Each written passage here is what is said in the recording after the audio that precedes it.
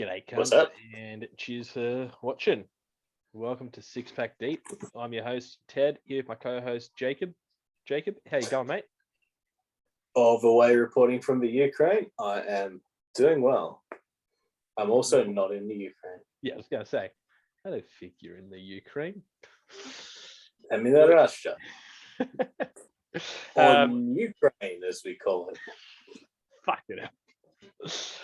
But that kind of brings up the topic of today's discussion. We're going to just have a bit of a chat around the whole Russia-Ukraine situation. Obviously, neither of us are extremely knowledgeable, so there may be things that we do get wrong. If we do, it's not on purpose, accidental, feel free to correct us. But yeah, we'll kind of jump right into it. I'm assuming everyone already knows what it is, but just in case someone doesn't, Jacob, do you want to give a bit of a brief overview of what's occurred and we'll go from there? Yeah, so it's pretty hard to avoid it at the moment. It seems like it's everywhere, but Russia, Mother Russia, has invaded the Ukraine, which comes about 8 years after. Is it 8 years? Yeah, 8 years Crimea? after Crimea. Yeah, 2014. So there's a lot of reasons behind it. There's a lot of different moving parts to it, but essentially we're at a point where I think the world is waiting to see who is actually going to move against Russia, if anyone, and actually give on the ground military aid to Ukraine, be it NATO, be it the United States on its own, be it anyone from Europe. Is anyone going to actually come in to bat for Ukraine? What do you reckon? Part of me feels like surely someone's gonna come in, but the fact that the United States and NATO have all kind of come out and said, look, we're going to provide support in terms of heavy sanctions, we're going to provide military aid in terms of equipment, but that's kind of where they stop. Part of me is unsure if there is going to be any actual boots on the ground aid provided to Ukraine, and that's something that they desperately need. I mean, clearly Ukraine is outnumbered and outgunned in terms of not just military personnel, but also the equipment, I would imagine training, just everything. It's hard to find really any aspect of the military where Ukraine would have to step up over Russia, even if, let's say, the special forces are, and I don't know if this is the case, but let's say the special forces are better trained than Russia. There's only so much that can do before just sheer numbers takes that out of the equation. 100%. If you wanted to get down to probably the most simplistic way you could look at it, I'd say look at the map, look at the size of Russia, look at the size of Ukraine. And I know that doesn't always hold true because, for example, Israel in the 6-Day War, but it's Australia and pretty much every country in the world. We're just too far away. We're just too far away. Although the emus do give us a good run for our money. Mate, they fucked us up. For anyone watching this that isn't aware, and we're going off topic here, the Great Emu War. Look it up. Everyone says that we're a bunch of hard cunts. We lost to some fucking birds. Colonel Sanders would be rolling in his grave if he knew. He'd be a fucking KFC wrap if he knew. But yeah, no, like I can't imagine Ukraine having anywhere close to the firepower, the training, the resources in general that Russia must have.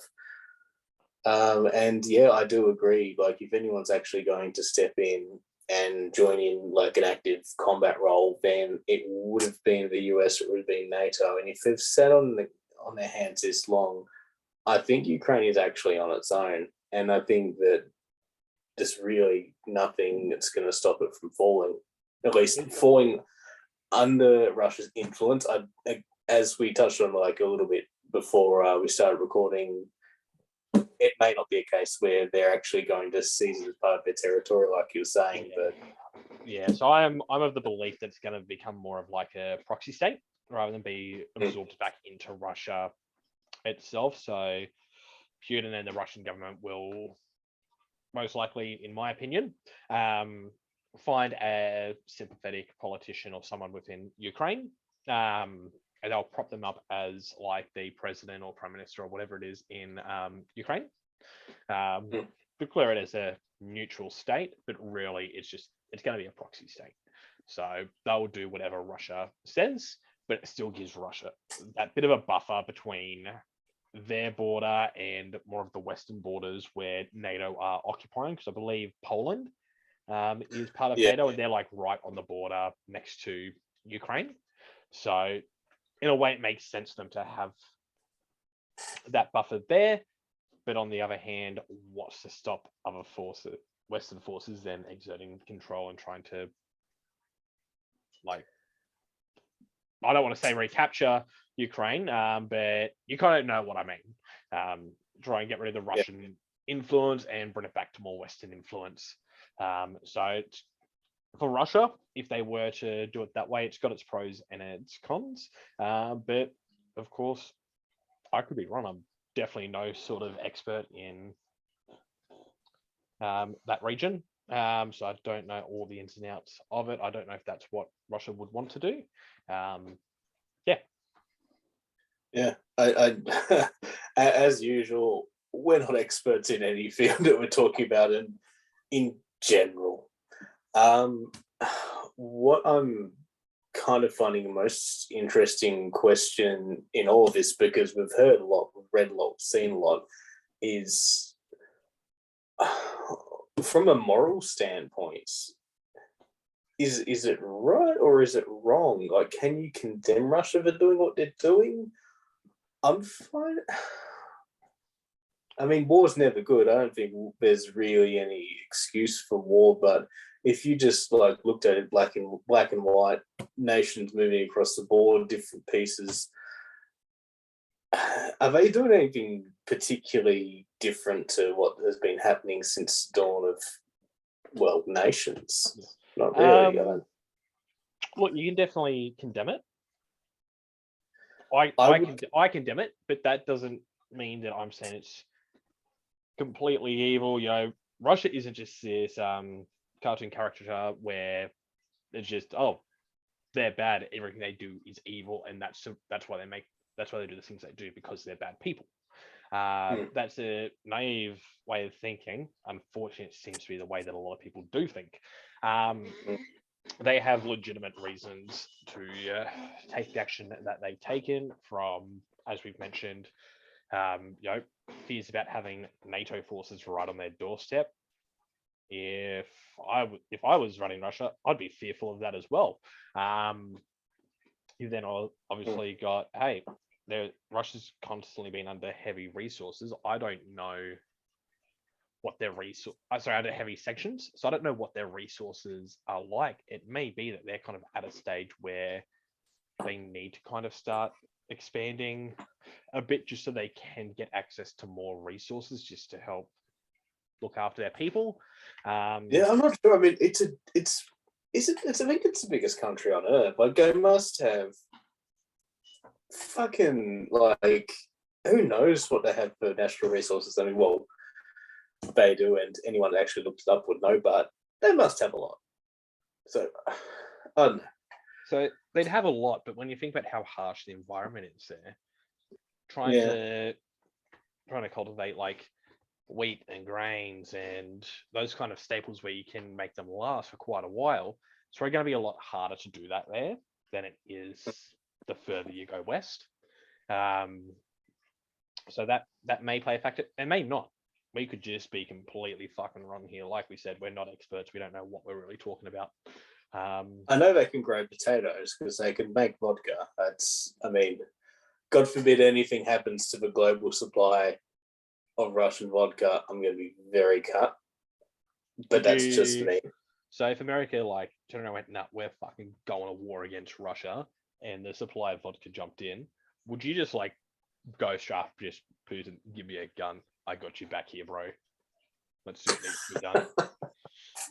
Funnily enough, my homeland of Tasmania is apparently quite a good climate for producing a lot of spirits, including vodka. So I think I might have dodged a bullet. It's never going to be like a motherland's, but I'll make do if I need to.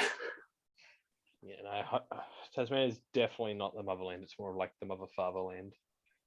The mother sister land. Sorry. Sorry. Can you fuck off? I had to chuck it in there. But yeah, so I'm not.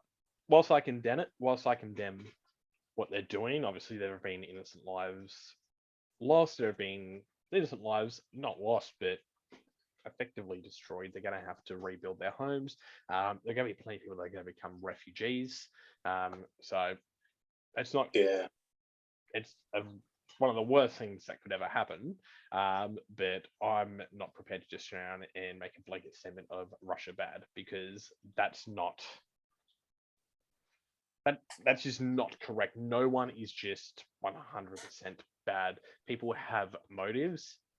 And if you're a country, you're probably going to have very legitimate fucking reasons for going to war. It's not a decision that you make lightly, especially not in the 21st century when the threat of nuclear war is a legitimate threat. So I'll need to look into it more to see all the reasons. But if us like in a safer West, I mean, to an extent they can be considered a West, but you know what I mean when I say the West.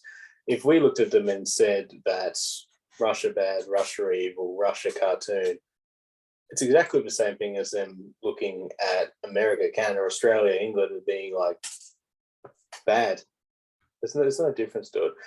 And that's probably what they do, to be honest. It's probably the same thing, really, as what all the polarization of politics in America with Republicans, Democrats. A lot of people won't engage. A lot of people are just like, Democrats bad, Republicans bad. They won't engage with the actual, like, the facts or the topics or the policies. Because they're just, some people like things to be simple, but things like it aren't simple. Yeah.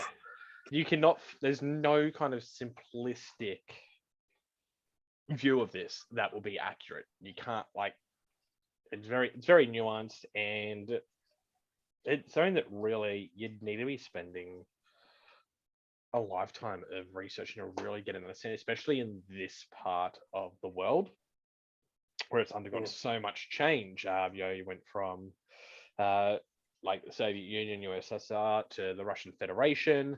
Obviously, there was a lot of issues with Russia pretty much on the brink of collapse at one stage in the late 90s, early 2000s. You've got the Soviet bloc being split up into all these different countries, and there are definitely different factions within those countries that are sympathetic to Russia and kind of wish they would never actually split up. And it's not just like a whimsical, oh, I heard about how good it was. These are people that kind of lived through it. They were part of Russia and now they're not. And they believe that they'd be better off. So anyone that's just trying to look at it as a simple view is a fucking moron. That's all I've got to say. Yeah, there are so many people that must apply to. As we go on, like, I don't mean to just be like asking these fucking random deep dive questions, but it occurs to me, like, what do you reckon the best case scenario would be out of this conflict? Like, not. I mean, really, realistically, not like a sucks off. Yeah. Okay, so Putin and Biden going down and having coffee at the cafe, just over. That's out of the question. All right, no lattes for you, Biden or Putin. Look, if we're looking at what's happened so far and the inaction from from NATO, the US, Australia, like all of Ukraine's so-called allies, which have effectively just left them out to fucking die. Yeah. For me, if I'm looking at what's happened so far, best case scenario is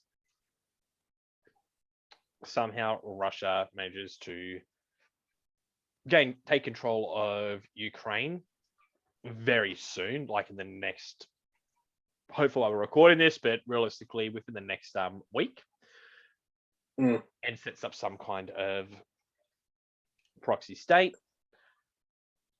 That way, the Ukrainians are able to start rebuilding their lives, and there's limited loss of life. That's the best case for me, because ultimately I could give two fucks whether Biden's happy, whether Putin's happy, whether Boris Johnson's happy, whether any politician's happy. I don't care. It's the everyday folk that are currently losing their homes, losing their families, losing their lives, like losing everything. I want that to stop as soon as possible. I want that to be minimized as much as possible. So whilst I'm not the biggest fan of having a Russian proxy state set up in place of Ukraine, if it means that less people are going to die, I'm for it. But It's if another country steps in and goes, "Hey, we're gonna provide you support," then it might, my opinion may change. It would change depending on what country was going to jump in, how much support was going to be provided, because ultimately, like I said, I'm just looking at it in terms of loss of life. So whatever the minimal amount is going to be, that's one that I'm going to think is the best option. I think that's a pretty respectable common sense stance to take on that one. And obviously we don't have a dog, like we've got no dog in the fight. So it's not like we're just all the like real pro-Russian people, and that's why we're saying it. That's not the case. We know fuck all about Russia. We know fuck all about Ukraine. I know fuck all about the Soviet bloc. So it's just my humanitarian view. Part of me wonders like what would happen if, I mean, look at North Korea and South Korea. Mm-hmm. I mean, that was once all Korea. What would happen if NATO stepped in and tried to offer a solution that Ukraine would be like half annexed to Russia and half a free state? I don't know. Like I was literally just thinking of that now. I don't know the practicalities. How'd that work out for Korea? Acceptable. Oh, it didn't work out well for one half. Yeah, exactly. But I'm wondering. I'm not a fan of that, and I can't really see them doing that, because effectively that would require Russia to take in, like, to absorb that as part of their country.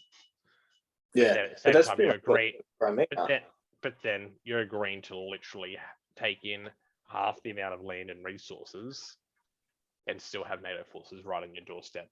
If you're going to do it, you may like go big or go home. I think that's kind of the way they have to be viewing it. If that's their plan to actually absorb Ukraine into. Well, it would be a compromise, but if NATO was actually of a mind to say, "Hey, this is what we're doing," or "We are coming and we are bringing fire," perhaps, but I don't know. It's literally just something I was thinking of now as a possible solution, but it's not a good one. It's a out and out compromise. Sorry to change the topic, but did you see the shit with the UN Security Council? No. So, like the Ukrainian foreign ambassador, diplomat, whatever their role is, he's giving it to Russia and just saying, "You said this was going to happen. It's happened. Blah blah blah blah blah." He's like, "Is the UN going to stand up and condemn them?" UN Security Council failed to reach a consensus, so therefore no action was taken in terms of condemning Russia. Why did they fail? Well, they need a unanimous vote. So 100% of the parties need to vote. Who's on the security? Russia obviously just voted no, and China, who abstained. Well, China's on the Human Rights fucking Council, so it tells you what the UN is worth. Oh, the UN is absolute garbage if you think it's got any real value. It is a joke. I mean, it deters jack shit. Look at the Middle East. Look at Russia. Look at China. Look at everything that's happening over in Africa with all the different warlords and just extreme poverty. And it is a joke, and like I'm sure they do good. I'm sure I don't know about the good that they do in a lot of roles. I know they're on the ground in a lot of areas and they're helping, rebuilding, etc. But they're not doing what they were actually. The amount of power that they allegedly claim, for. the amount of power they kind of claim to have and exert doesn't marry up with their actual actions. Because they have no real power. They have the power that the people that they would be exerting it over allow them to have. So it's just this loop, and it makes no sense. What one's more of a joke, the UN or the EU?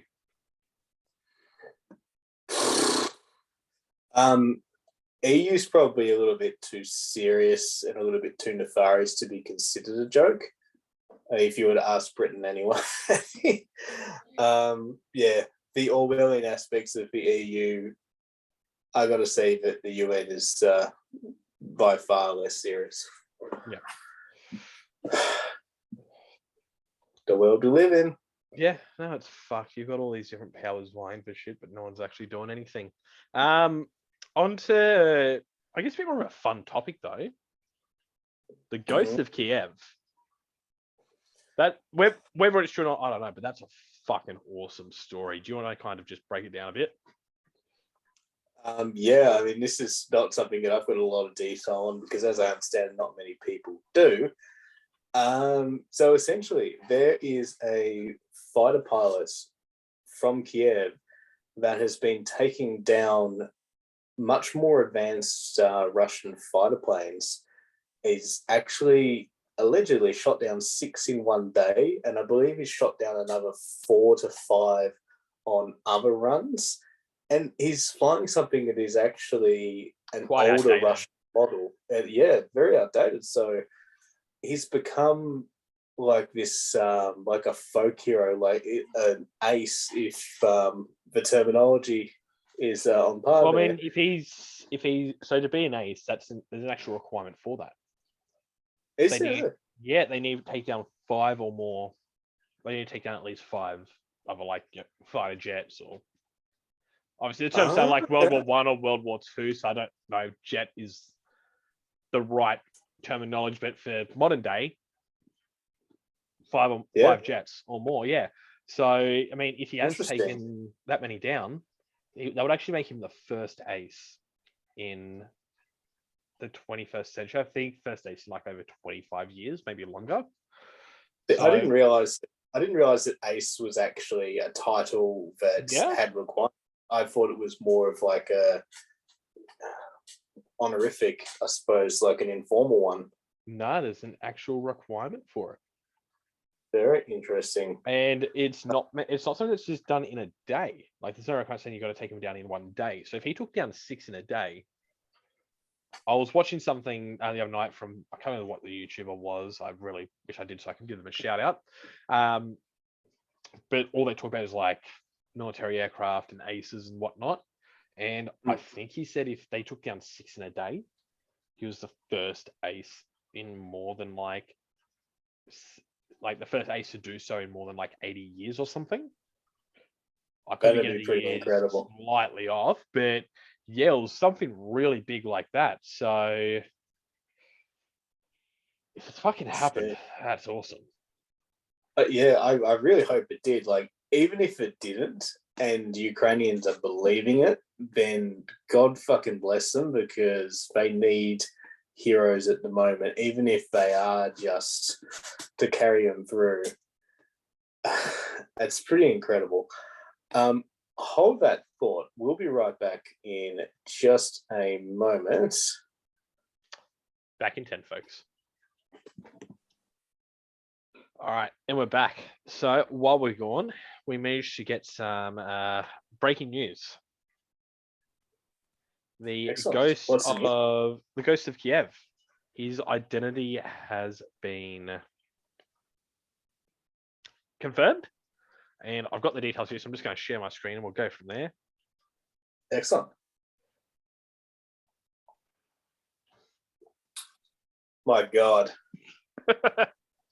he's more beautiful than I ever imagined.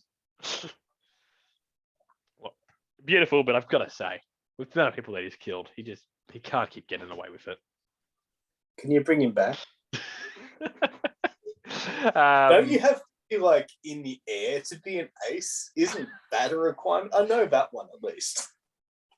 Sam Hyde can do whatever the fuck he wants. Okay, leave him alone. But on the topic of these pretty incredible war stories that are coming out of Ukraine, I was like going to say heroic.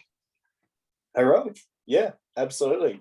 For all the things that are happening there, from whatever side you take, you cannot say that the Ukrainians aren't a brave bunch of cunts, because they absolutely are. 100%. It's been in the news. I'm sure most people have heard about it.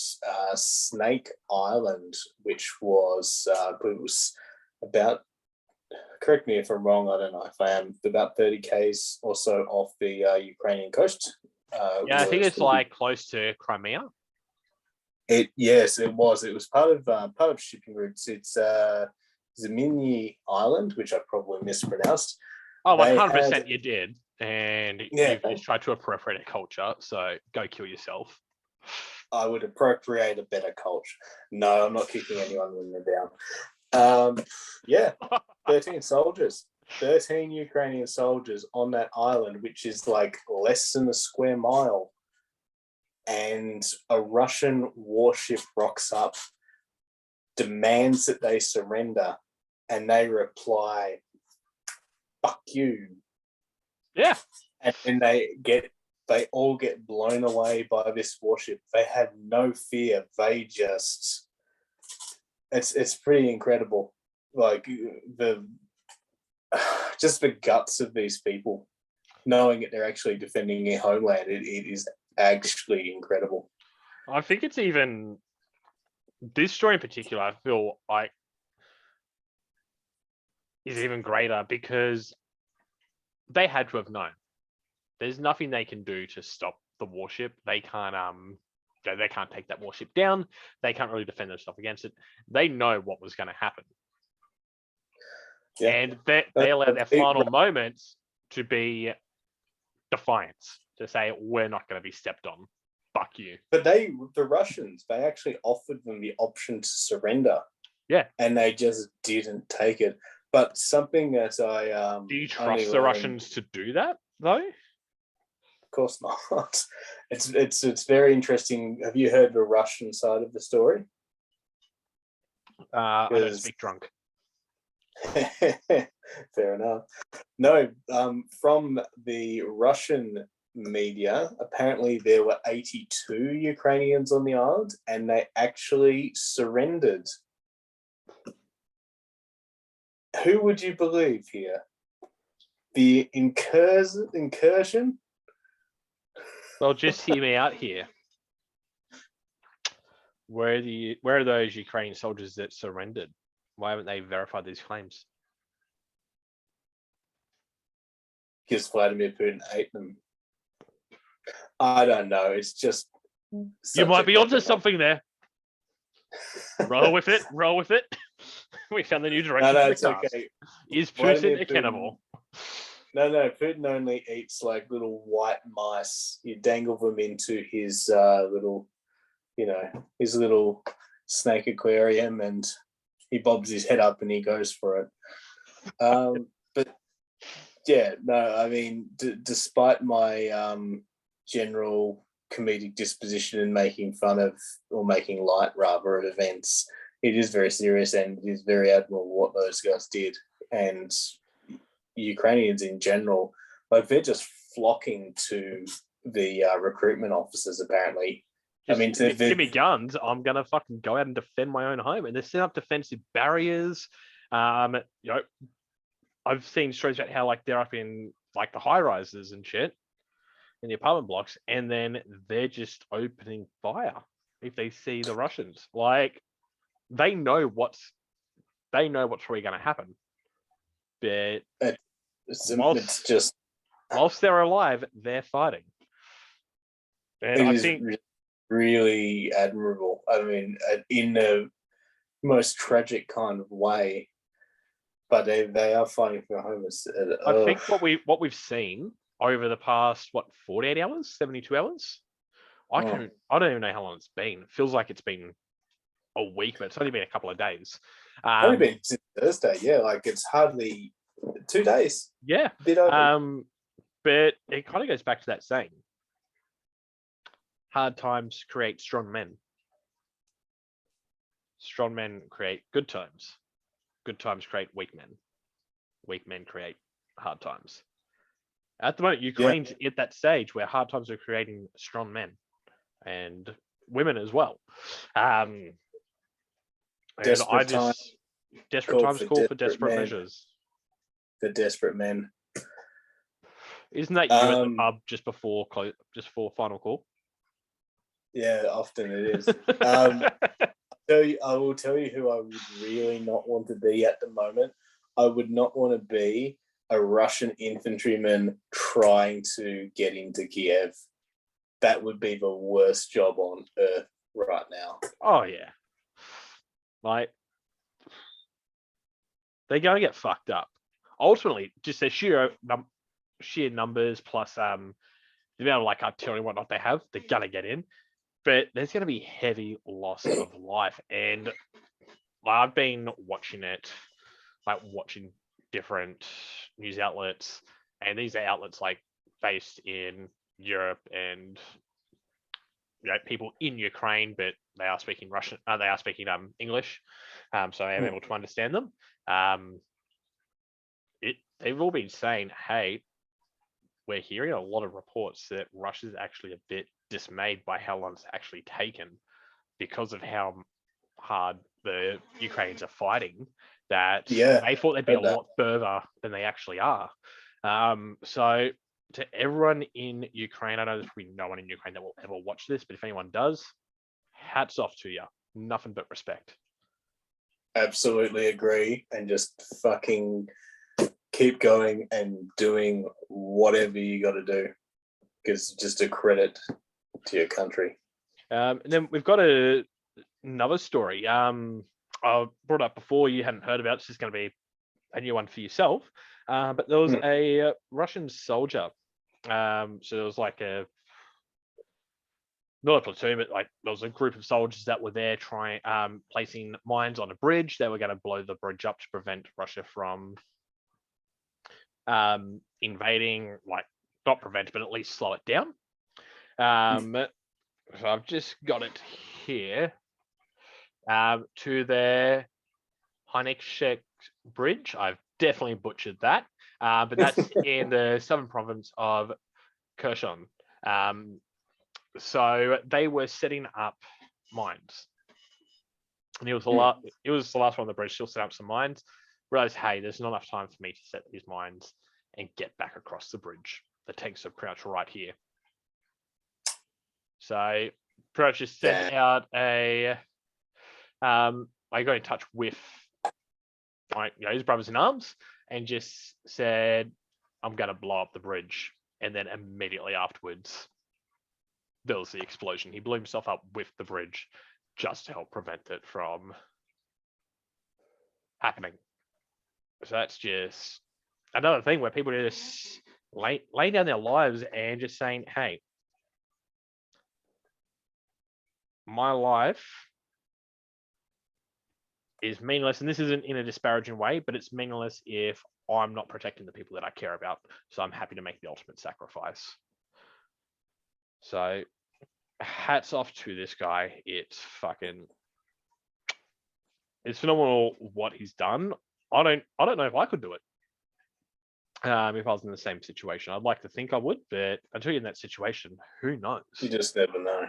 Yeah. And I'm happy to say that the Ukrainian government they've confirmed that this did happen, and that he was going to be posthumously awarded. I believe it's like the equivalent of like the Purple Heart, so like the highest honor you can really get. Oh, the Medal of Honor, the US one's Hero of Ukraine, I think. Yeah, Is something like medal. that. It's probably got it here actually. It just says they plan to give him a posthumous award for his heroic acts. It doesn't say exactly what it would be, but I would imagine be that kind of. It'd have to be because Yeah. they gave the gentleman on Snake Island posthumous Hero of Ukraine, which I mean, it's nice and all. It doesn't change what happened, of course, but like the respect is something. You got to think like these soldiers like in Russia that are making this incursion. They probably just don't want to do it. I mean, a lot of the soldiers going into Afghanistan and Iraq at the time, they didn't want to do it. Some of them did. I know some that did, but a lot of them didn't. And the majority wouldn't, and I don't think it's fair to really compare like the war in the Middle East to this. No, I don't draw purely because I mean, if we obviously now we can kind of look at it and go, all right, well, it looks like 9/11 could have been an inside job. There were all these different varying factors, but at the time, you didn't have that same kind of information. It was just, we've been attacked, let's go in. So there's a lot more patriotism, which is understandable. You don't really have that same excuse here. It's not like, hey, it's not like, oh no, Ukraine just blew up like a hospital in Moscow or whatever. We're going in. So I definitely, I think the amount of people that are happy to go in on the Russian side is going to be pretty minimal. Most of them are going to know that it's fucked up as well, but you've got to follow orders. Apparently, they've got some quite large civilian protests in Russia against war, and that's even despite knowing that they're going to be imprisoned for dissenting, because it's not fucking America, it's Russia. You protest, you're on the shit list. Question: have you seen the footage of the tank running over the car? No. In Ukraine? Yeah. I've got it here. If anyone's watching this, I usually don't give a fuck about trigger warnings, but this is pretty fucked up. So the clip goes for 1 minute and 6 seconds, so feel free to skip it if you want to. Thank God we're not monetized. I want to give you a trigger warning here. I'm about to show a short clip from Reuters of a Russian tank running over a private citizen in the Ukraine. He wasn't doing anything, he was just in his car, and they ran over him with a tank.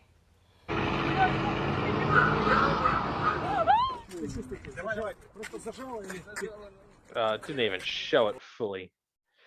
I'm sorry, but I kind of want to show the whole thing just because it's fucked up and we really should be showing it in full just to show how messed up this is. I'm not excited to see it, but I'll watch it. Here we go. Вот урод.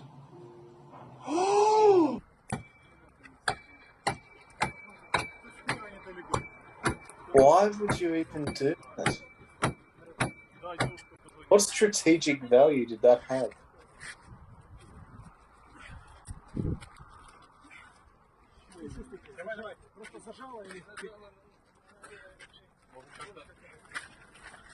It had no value whatsoever. So for people doing shit like that, you're just a piece of shit. And I hope you're one of the first people that has to enter Kiev. Yeah. Yeah, absolutely. And I hope you're not wearing a fucking tank. Hope you're not wearing a tank. All right, that's a new one. I don't know military terminology. No, I think that was right. It's got to be right. You could probably just. I go assume online. they work. They work like the Flintstones car yet. Feet underneath. Yes. Well, for Must have- Ukrainian one. probably Must have do. had some pretty big feet for what they did on that car. I don't want to know what happened in or on your car. No one does. And for legal reasons, I'm not allowed to talk about it. But it involved big feet. That's really enough said. It involved big feet, absolutely. I'm a Well. sucker for those. Well, we might leave it there unless you've kind of got any final thoughts that you want to add in. But I mean, everything we talked about has probably fucking changed in the last 40 minutes anyway. But yeah, I'd be keen to do a bit of an update at some stage.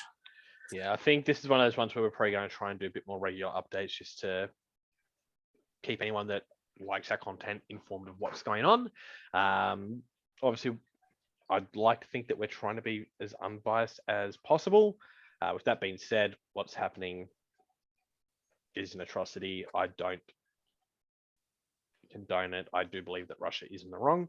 I can see reasons why they've done what they did, but that doesn't make it the right thing to do. So in the very unlikely event that anyone from the Ukraine or from Russia is watching this, just want you guys to know that we're both thinking about you and we hope that you're safe. Absolutely. Thanks for watching, guys.